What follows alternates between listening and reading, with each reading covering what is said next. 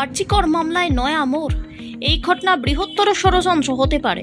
নতুন করে 3 জনের ওপরে নজর রাখা হচ্ছে, তাদের কল ডিটেলসও জোগাড় করা হচ্ছে।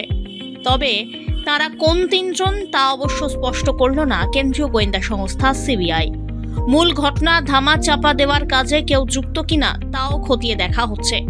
একই সঙ্গে বলা হয়েছে 24 জনের বয়ান রেকর্ড করা ছাড়া হাসপাতালের আরও বেশ কিছু সিসিটিভি ফুটেজ সংগ্রহ করা হয়েছে।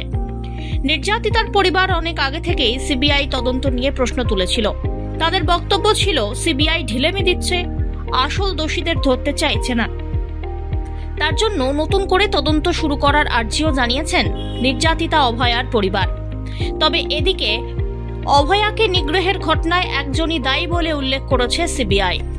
ঘটনার পরে তথ্য প্রমাণ লোপাট, নষ্ট করা সহ অন্যান্য অপরাধের ক্ষেত্রে কারা কারা যুক্ত ছিল সেটাই এখন দেখা হচ্ছে।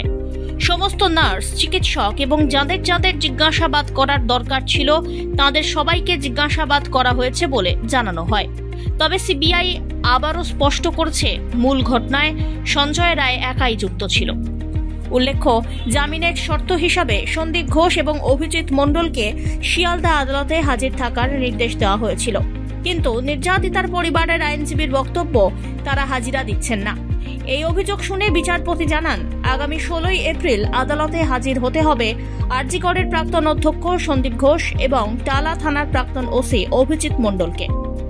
অন্যদিকে আগামী 28 এপ্রিল সিবিআইকে পরবর্তী স্ট্যাটাস রিপোর্ট জমা দেওয়ার নির্দেশ দিয়েছে আদালত। এইবার এই ঘটনা কোন দিকে মোড় নেয় সেটাই এখন দেখার। Bureau report, one India Bangla.